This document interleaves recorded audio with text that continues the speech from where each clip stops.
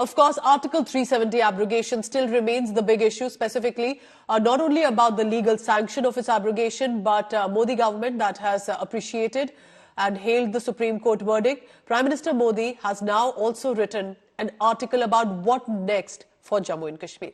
Invoking the spirit of Ek Bharat and Shresth Bharat, Prime Minister Modi has, in this article, and I'm quoting parts of it here, has said earlier there used to be a question mark on the status of Jammu and Kashmir. Now there are only exclamation mark about its record growth.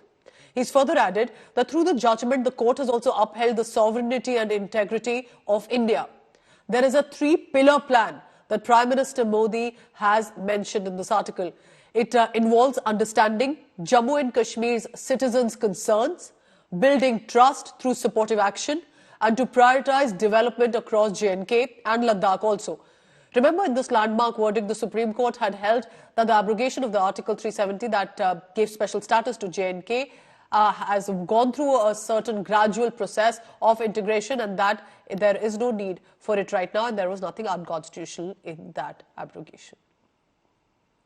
But of course, with regard to the reactions coming in, while the BJP immediately appreciated it, the netas from Jammu and Kashmir have largely had a different opinion. Former Chief Minister of J&K, Ghulam Nabi Azad, termed the verdict sad and unfortunate, asserting that abrogation was a mistake. National Conference leader, former CM Omar Abdullah, took a jibe at BJP, saying it took decades for the party to even reach Jammu and Kashmir. And he has vowed that the struggle of netas like Omar Abdullah over 370 will continue. खुशी की बात है, जिसके लिए बधाई मैं देना चाहता हूं सुप्रीम कोर्ट के कि टाइम लाइन उन्होंने बताई कि निर्धारित समय में और डेट फिक्स करी विधानसभा के इलेक्शन होने चाहिए और स्टेटहुड होनी चाहिए.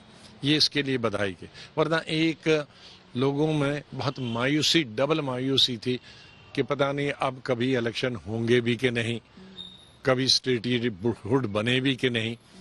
इस अनसर्टेनिटी को सुप्रीम कोर्ट ने दुरुस्त किया, ठीक किया, उसके लिए मैं उनको बधाई देता हूं. But remember, this Supreme Court verdict was not just about Article 370 abrogation. The honourable judges have also directed that 1. Elections need to be held in Jammu and Kashmir by September 2024, and 2. That the statehood of J&K must be restored. That was also promised by the government, and that should happen as soon as possible. So this direction is to the Election Commission of India to ensure elections by the next year.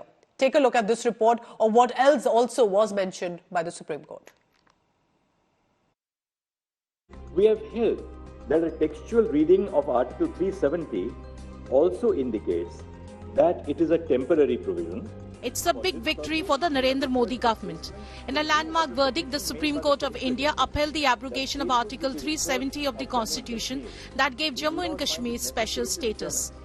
The unanimous verdict was given by the 5 senior-most judges of the court: Chief Justice of India D.Y. Chandrachud, Justices S.K. Kaul, Sanjeev Khanna, B.R. Gavai and Surya Kant. Upholding the scrapping of special status, the court ruled that Article 370 was a temporary provision to deal with the situation of the war then. The CJI said that Jammu and Kashmir held no internal sovereignty after accession to India. The court, however, struck down a part of the presidential order that amended Article 367 to rename the J&K Constituent Assembly as State Assembly.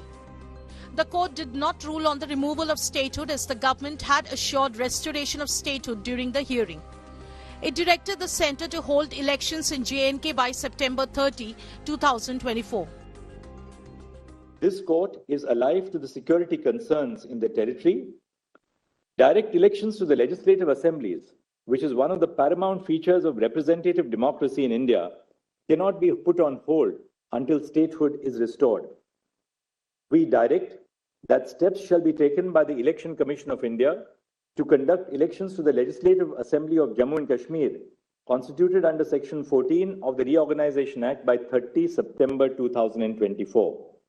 Restoration of statehood shall take place at the earliest and as soon as possible. Prime Minister Narendra Modi hailed the verdict by the top court and said the dreams of people of Jammu and Kashmir and Ladakh will now be fulfilled.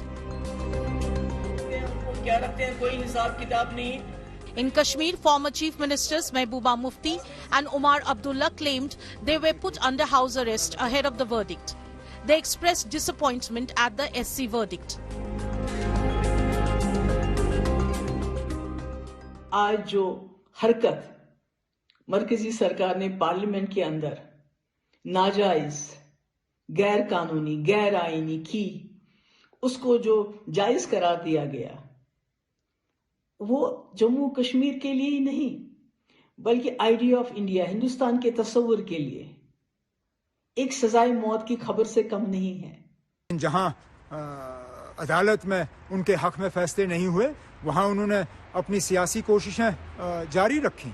तो इसी तरह हम ये कबूल करते हैं कि आज हम सुप्रीम कोर्ट में जम्मू कश्मीर लद्दाख के लोगों के लिए इंसाफ हासिल नहीं कर सके, लेकिन हम अपनी कोशिशें बंद नहीं करेंगे पुरअमन तरीके से।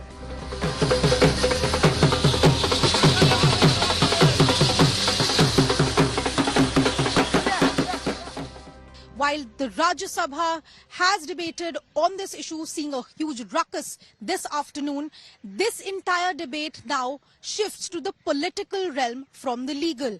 What happens next in Jammu Kashmir?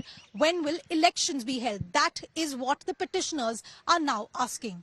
In New Delhi, with cameraman Ashwini Helan, this is Anisha Mathur for India Today.